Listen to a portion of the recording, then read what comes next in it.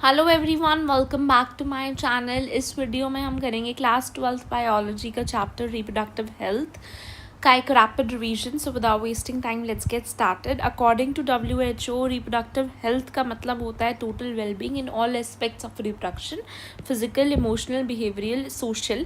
एक सोसाइटी जहाँ पर सबके पास फिजिकली नॉर्मल रिप्रोडक्टिव ऑर्गन्स हैं, फंक्शनली नॉर्मल रिप्रोडक्टिव ऑर्गन्स हैं और नॉर्मल इमोशंस हैं, बिहेवियरल इंट्रैक्शंस हैं सेक्स रिलेटेड एस्पेक्ट्स के अंदर, तो हम उस सोसाइटी को बोलेंगे reproductively healthy society. Reproductive health important क्यों है? ताकि एक हेल्थी सोसाइटी मेंटेन हो सके, रिप्रोडक्टिव प्रॉब्लम से हम बच सके, इंश्योर कर सके एक सेफ सेक्शुअल लाइफ को, पॉपुलेशन ग्रोथ को कंट्रोल कर सके, मिसकंसेप्शंस रिलेटेड टू सेक्स को अवॉइड कर सके, इंश्योर कर सके proper care of mother and child. बात करें अगर reproductive health problems and strategies की, तो नेशनल प्रोग्राम्स जो है रिप्रोडक्टिव हेल्थ के लिए सेटअप करें। इंडिया जो है one of the first countries थे, amongst the first countries to start the action plans and programmes at national level. Aim इन सबका था to attain total reproductive health as a social goal. ये जो programmes थे start हुए थे 1951 के अंदर। इनिशियली इनका नाम रखा था फैमिली प्लानिंग प्रोग्राम्स, लेटर इनको इम्प्रूव किया गया, एक्सपैंड किया गया। आज की डेट में मैंने RCH के नाम से जानते हैं, which is reproductive and child health care programmes. इनके मेन ऑब्जेक्टिव्स थे अवेयरनेस क्रिएट करना इन सारी बातों के रिलेटेड, देन उनको प्रोवाइड करना मेडिकल फैसिलिटीज़, गाइडेंस और सपोर्ट। मेन गोल था कि एक रिप्रोडक्टिवली हेल्दी सोसाइटी को मेंटेन कर सके, बना सके। मीडिया और एजुकेशन का क्या रोल था? Governmental and non governmental agencies ने यूज़ किया audio visual media, print media, awareness campaigns host करे, पेरेंट्स, रिलेटिव्स और टीचर्स और फ्रेंड्स की हेल्प ली ताकि वो करेक्ट इन्फॉर्मेशन को स्प्रेड कर सके। सेक्स एजुकेशन जो थी स्कूल के अंदर एंकरेज करी गई, जिससे करेक्ट नॉलेज मिले, मिथ्स और मिसकंसेप्शंस रिमूव हो पाएँ। देन बात करें इन्फॉर्मेशन जो हमें देनी चाहिए किस किस टॉपिक्स के रिलेटेड, रिप्रोडक्टिव ऑर्गन्स के, एडोलेसेंस के अंदर क्या चेंजेस होते हैं, safe and hygiene sexual practices, STDs और एड्स के बारे में। देन बात करें ये जो है हेल्प करेगा एडोलेसेंस तो ताकि वो एक रिप्रोडक्टिवली हेल्दी लाइफ जी पाए।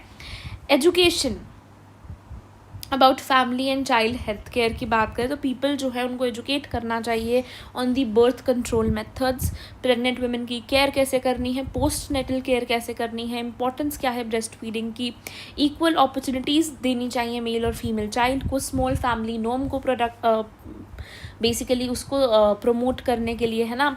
ये क्या हेल्प करेगा? इससे पॉपुलेशन कंट्रोल होगी और हेल्दी फैमिलीज़ बनेंगी, सोशली रिस्पॉन्सिबल होंगी। ये सब सोसाइटी की बेसिकली क्रिएट करेंगे हम सोशली रिस्पॉन्सिबल सोसाइटी, जो कि पूरी सोसाइटी के लिए रिस्पॉन्सिबल हो। अवेयरनेस क्या है? सोशल प्रॉब्लम्स के बारे में पीपल को अवेयर करना चाहिए। अनकंट्रोल पॉपुलेशन ग्रोथ अगर बढ़ती गई तो क्या क्या प्रॉब्लम्स आएंगी, सेक्स अब्यूज़ और सेक्स रिलेटेड क्राइम्स के बारे में उनको अवेयर करना चाहिए। इससे क्या होगा? लोग सही तरीके से सोच पाएंगे, प्रिवेंटिव स्टेप्स ले पाएंगे और एक हेल्दी सोसाइटी बन पाएगी।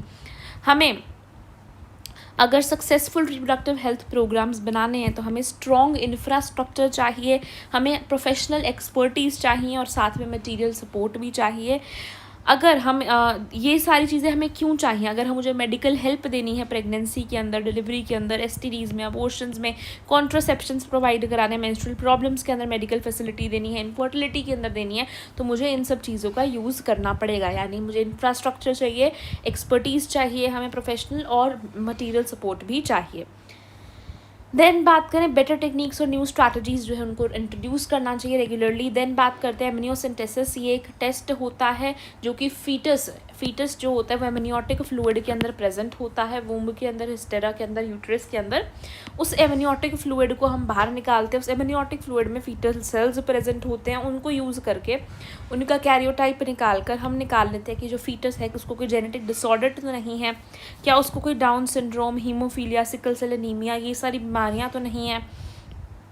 अर्लियर इस टेक्निक को यूज़ किया जाता था सेक्स डिटर्मिनेशन के लिए और उसके बाद उसका फीमेल फीटिसाइड कर दिया जाता था। यानी अगर फीमेल होती थी तो उसे मार दिया जाता था, अगर मेल होता था तो उसे रख लिया जाता था। इसीलिए एमनियोसेंटेसिस पे बैन तो नहीं लगा सकते क्योंकि ये काफ़ी ज़रूरी भी है, पेरेंट्स को इसके बारे में तो पता चलना ही चाहिए। पर इसीलिए इसके ऊपर हमने स्टैचुएटरी बैन लगाया। क्या लगाया हमने इसके ऊपर? स्टैचुएटरी बैन लगाया है हमने एमनियोसेंटेसिस के ऊपर फॉर सेक्स डिटर्मिनेशन। यानी सेक्स डिटर्मिनेशन अब अलाउड नहीं है एमनियोसेंटेसिस से, पर बाकी सारी चीज़ें एमनियोसेंटेसिस में होती हैं। देन बात करें other important steps of reproductive health, basically mass child immunisation, better medical care, improved maternity services और मेडिकली असिस्टेड डिलीवरीज का भी हमें नंबर देखें तो इंक्रीज़ हुआ है, पोस्ट नेटल केयर भी बढ़ी है। इससे रिजल्ट क्या आया कि जो हमारा MMR है यानी मदर का मरने का रेट है वो भी डिक्रीज़ हुआ है, IMR जो इन्फेंट का मरने का रेट है वो भी डिक्रीज़ हुआ है, और कपल्स छोटी फैमिलीज़ वाली इंक्रीज़ हुई हैं एज़ कम्पेयर टू बड़ी फैमिलीज़ वाली। बेटर डिटेक्शन और क्योर हमें मिला है STDs का। रिप्रोडक्टिव हेल्थ सोसाइटी जो है ओवरऑल इम्प्रूव हुई है। रिसर्च एंड डेवलपमेंट की बात करें, रिसर्च रिप्रोडक्टिव हेल्थ वाले टॉपिक्स के अंदर सपोर्ट करिए गवर्नमेंट एजेंसीज और नॉन गवर्नमेंट एजेंसी दोनों ही सपोर्ट करती है रिप्रोडक्टिव हेल्थ के फील्ड में रिसर्चेस को। एम है ताकि हम नए नए मेथड्स को बना पाएँ और जो पुराने मेथड्स एग्जिस्टिंग मेथड्स हैं उन्हें इम्प्रूव कर सकें। एग्जाम्पल, सहेली एक ड्रग है जो कि कॉन्ट्रोसेप्टिव ड्रग है, न्यू ऑरल कॉन्ट्रोसेप्टिव है फॉर फीमेल्स, जो कि डेवलप हुई है and the CDRI Lucknow India. कहाँ पे? Central drug research institute Lucknow India के अंदर इसे डेवलप किया गया है, राइट। तो यहाँ पे याद रखना है CDRI लखनऊ इंडिया में से डेवलप किया गया है।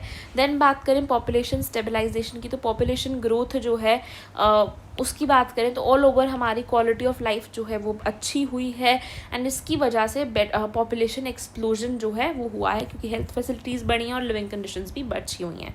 वर्ल्ड पॉपुलेशन में देखें तो 1900 के अंदर 2 बिलियन थी, 2000 यानी 100 साल बाद बेसिकली तो हमें 6 बिलियन यानी ट्रिपल 3 टाइम्स हो गई वर्ल्ड पॉपुलेशन सिर्फ 100 साल में।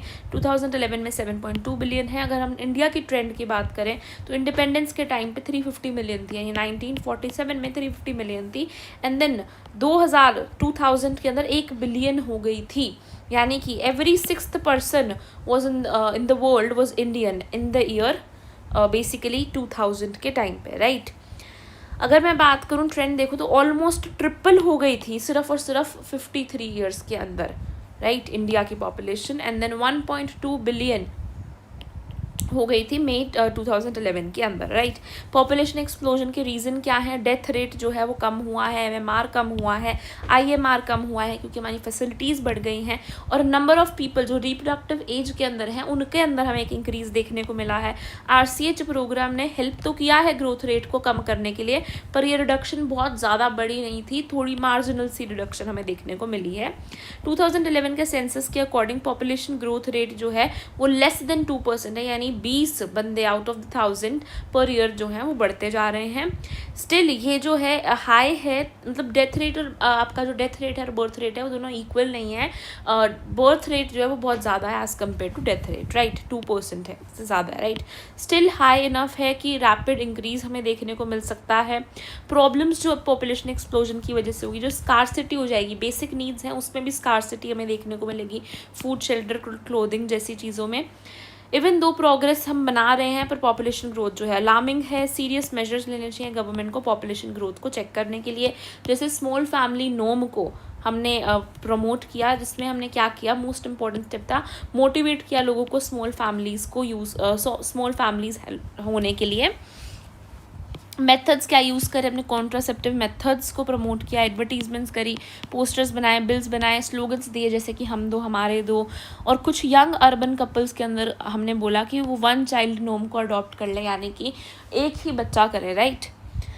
अदर मेजर्स हमने क्या किया, मैरिजेबल एज को फिक्स कर दिया, जैसे फीमेल की 18 और मेल की 21। इंसेंटिव्स दिए, जो जिन कपल की फैमिलीज छोटी हैं उनको कुछ फ़ायदे दिए।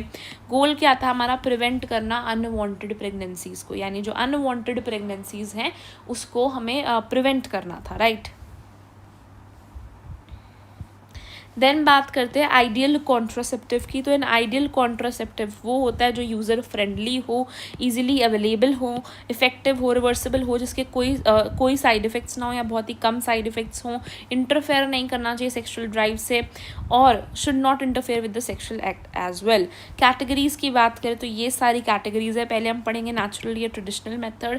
इसमें क्या है, इसका मेन प्रिंसिपल है कि अवॉइड करता है मीटिंग ओवम और स्पर्म की, पीरियोडिक एब्सिडेंस यानी कि कोइटस फर्टाइल पीरियड के अंदर अवॉइड करना चाहिए। डे 10 to 17 हो जाएगा अगर 28 डेज़ की साइकिल है, ठीक है।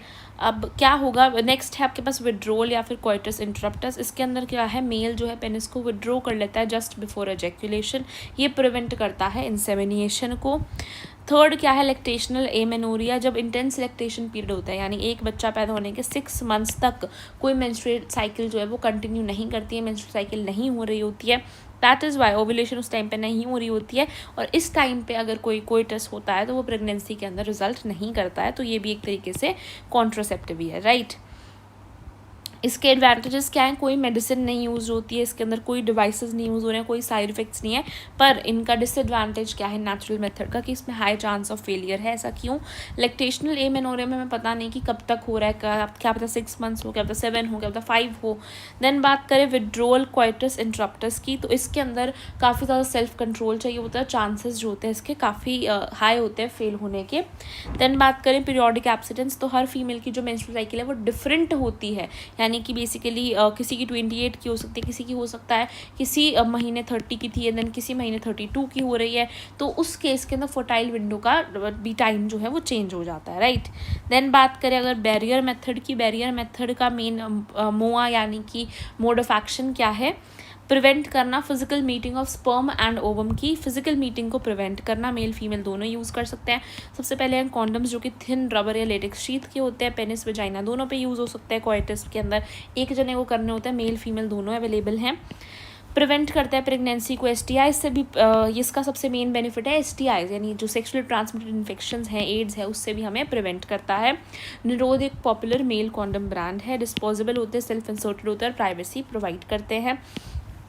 देन बात करूँ डायफ्राम, सर्विकल कैप्स और वोल्ट्स, ये जो है ये रबर बैरियर्स है जो कि फीमेल खुद अपने ट्रैक्ट के अंदर इसे इंसर्ट कर सकती है, सर्विक्स को कवर करता है, स्पर्म की एंट्री को ब्लॉक करता है, इसको ऑफन यूज़ किया जाता है, पेयर अप करा जाता है स्पर्मिसाइडल क्रीम्स, जेलीज और फॉर्म्स के साथ, ताकि इसकी जो कॉन्ट्रासेप्टिव कैपेसिटी उसे बढ़ाया जाए।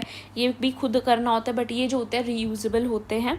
देन बात करें IUDs की, ये डॉक्टर्स या नर्सेज के द्वारा डाला जाते हैं, नॉन मेडिकेटेड IUD का एग्जाम्पल याद रखना है लिपिस लूप, कॉपर रिलीजिंग का कॉपर टी, कॉपर 7 मल्टीलोड 375।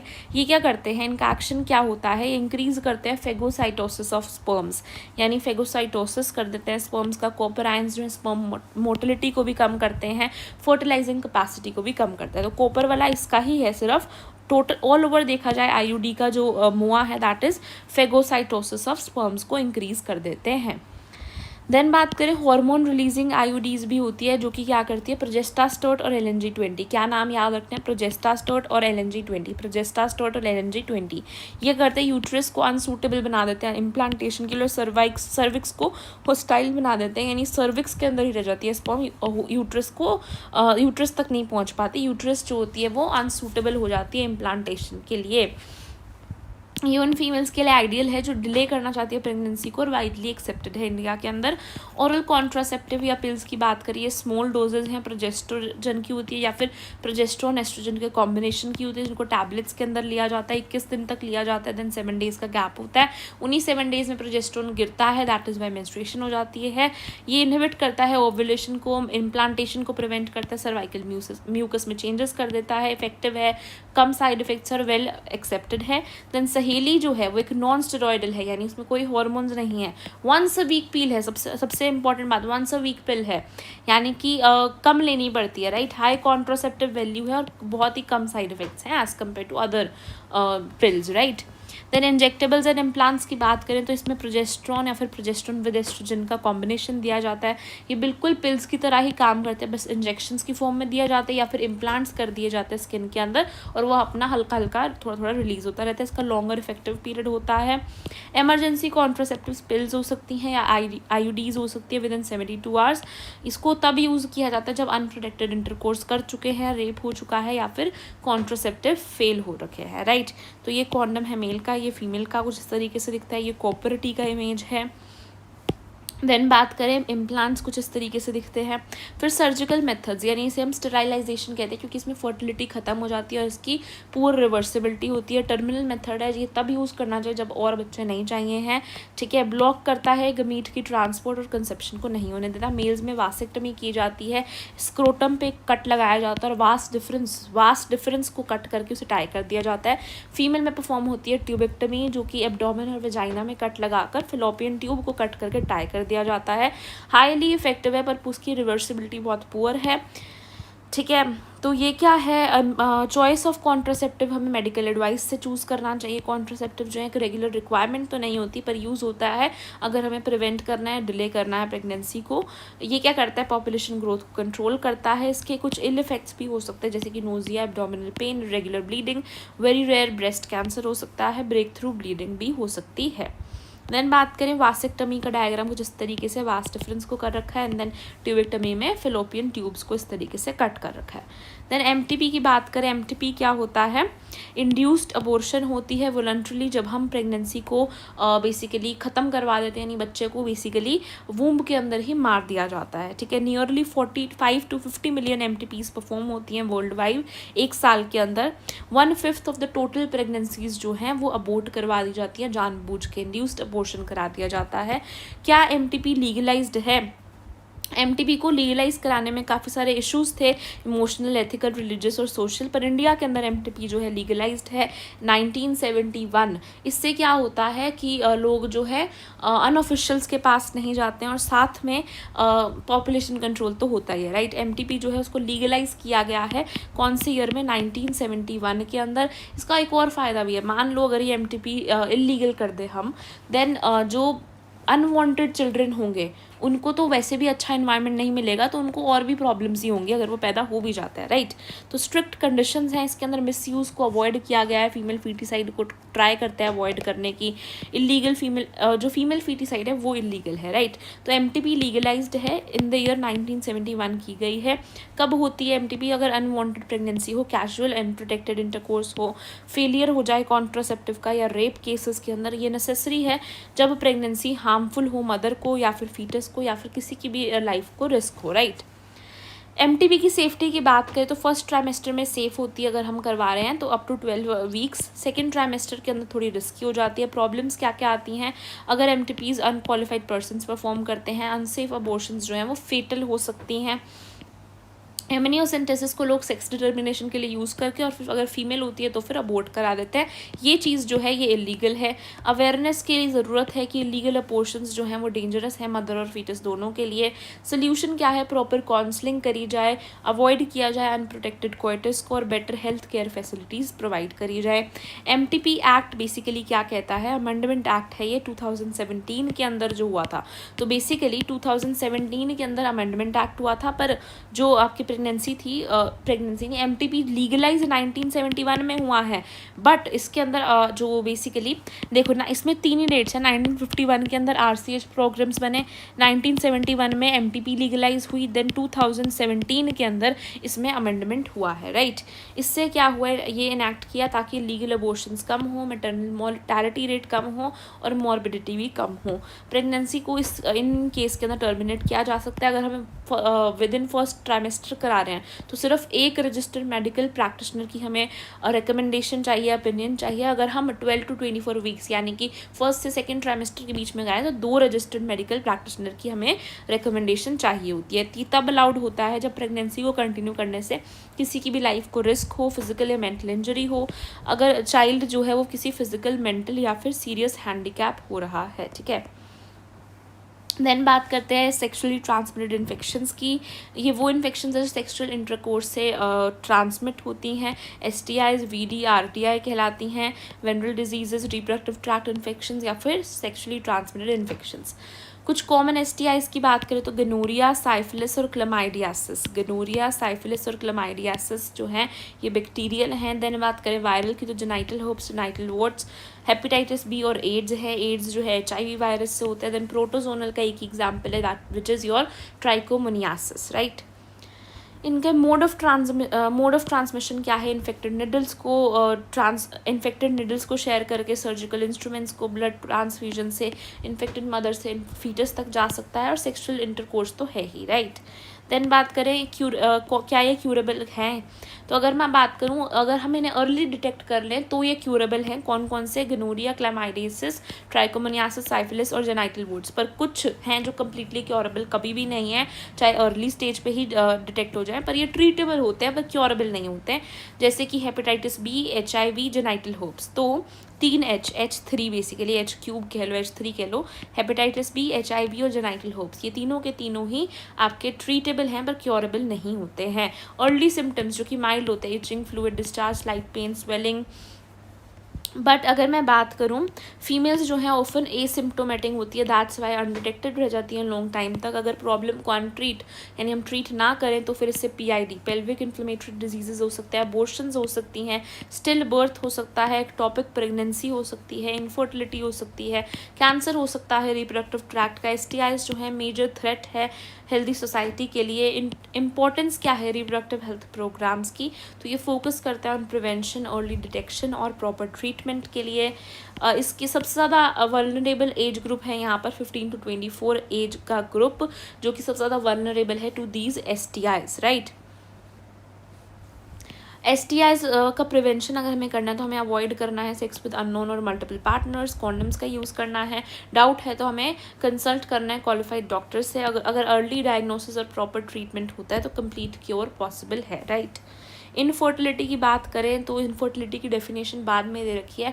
अगर कोई कपल 2 years तक अनप्रोटेक्टेड सेक्स करता है और फिर भी उसके पास चिल्ड्रन जो है वो फिर भी प्रोड्यूस नहीं हो रहे हैं तो हम बोलेंगे वो कपल इनफर्टाइल है, ठीक है। तो हम बात करें कॉजेज़ क्या हो सकता है, फिजिकल प्रॉब्लम्स की वजह से, कंजेनाइटल डिफेक्ट्स की वजह से, डिजीजेस, ड्रग्स या इम्यूनोलॉजिकल कॉजेज़ या फिर साइकोलॉजिकल कॉजेज़ की वजह से इनफर्टिलिटी हो सकती है। इंडिया में ऑफन फीमेल को ब्लेम किया जाता है पर यूजुअली प्रॉब्लम जो है मेल पार्टनर में होती है। ट्रीटमेंट की बात करें इनफर्टिलिटी की तो डायग्नोसिस हो सकता है, ट्रीटमेंट कर सकते हैं हम, करेक्शन कर सकते हैं उस डिसऑर्डर्स का। There are specialised health care units जो ये सब कुछ करते हैं, infertility clinics for example, right. पर अगर कलेक्शन पॉसिबल नहीं है तो हम स्पेशल टेक्निक्स का यूज़ करते हैं जिन्हें हम बोलते हैं ART, which is assisted reproductive technologies, जो कि हेल्प करती हैं इनफर्टाइल कपल्स को बच्चे पैदा करने में। पहला है IVF, जिसके अंदर बच्चे को बनाया जाता है लैबोरेटरी के अंदर, इसे हम टेस्ट ट्यूब बेबी प्रोग्राम भी कहते हैं। इसके अंदर फर्टिलाइजेशन जब पॉसिबल नहीं हो पा रही है तो उस केस के अंदर फीमेल का ओवा लिया जाता है और मेल का स्पर्म लिया जाता है, उसको फर्टिलाइज किया जाता है और उसके बाद हम एम्ब्रियो ट्रांसफ़र करते हैं, एम्ब्रियो को ट्रांसफ़र करते हैं फीमेल की बॉडी के अंदर। अब अगर मान लो फीमेल के पास ओवम नहीं है तो हम डोनर से ले लेंगे, मेल के पास स्पर्म नहीं है तो हम डोनर से ले लेंगे, ठीक है। अब एम्ब्रियो ट्रांसफ़र हमने कैसे करना है, एम्ब्रियो ट्रांसफ़र आपका 2 तरीके से हो सकता है, जिफ्ट और IUT। GIFT is basically zygote intrafallopian transfer, यानी अगर 8 ब्लास्टोमियर्स तक की स्टेज है, हमें पता है 8 ब्लास्टोमियर्स तक फिलोपियन ट्यूब में होता है, तो फिर हम उसका जो जाइगोट है उसे हम जाइगोट बोलेंगे और हम उसे कहाँ पे ट्रांसफ़र करवाएंगे, फिलोपियन ट्यूब में कराएंगे। बट अगर वो 8 ब्लास्टोमियर से ज़्यादा की कोई स्टेज है तो फिर हम उसे यूट्रस के अंदर ट्रांसफ़र कराएंगे। इसीलिए मैंने पहले को बोल दिया GIFT which is zygote intrafallopian transfer, दूसरा है IUT यानी इंट्रा यूटराइन ट्रांसफ़र, ठीक है।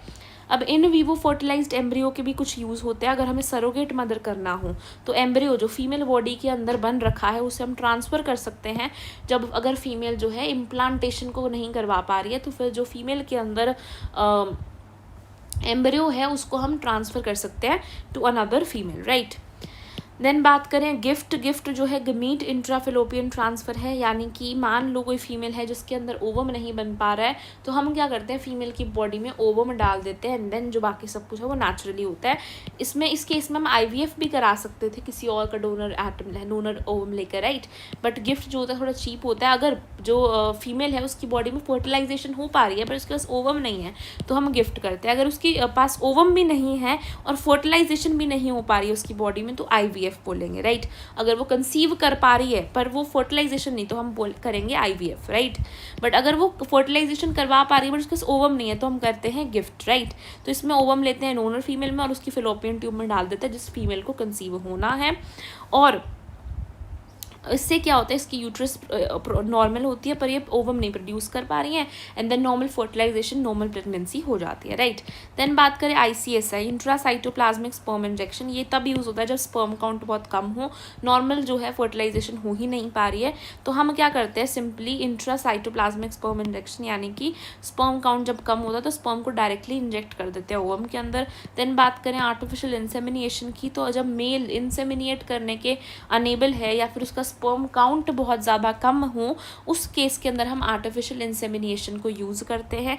इसमें सीमेन को कलेक्ट करते हैं फ्रॉम हस्बैंड या फिर डोनर और इसको आर्टिफिशियली फीमेल के अंदर डाला जाता है। अगर हम विजाइना में डाल रहे हैं तो हम बोलेंगे AI है, अगर मैं यूट्रस में डाल रही हूँ सीधा तो मैं बोलूँगी IUI है, यानी इंट्रा यूट्राइन इंसेमिनेशन है।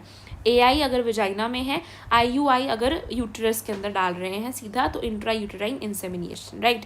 इसकी लिमिटेशंस क्या है? हाई प्रिसीजन चाहिए, स्पेशलाइज्ड प्रोफेशनल्स चाहिए, काफ़ी एक्सपेंसिव है, कुछ ही सेंटर्स हैं, अफोर्डेबल नहीं है कई लोगों के लिए। सोशल और इमोशनल फैक्टर्स यहाँ पर आते हैं, इमोशनल, रिलीजियस और सोशल बिलीव्स हैं, इसकी वजह से लोग जो है ART को यूजली प्रेफर नहीं करते हैं। सबसे बेस्ट तरीका है अडॉप्शन। अगर आपको पेरेंटहुड को एक्सपीरियंस करना है, लीगल अडॉप्शन अलाउड है, ठीक है। देन यहाँ पे समरी है, आई वुड रिकमेंड आप इसको भी रीड कर लो एक बारी। So that's it for this video, thank you for watching.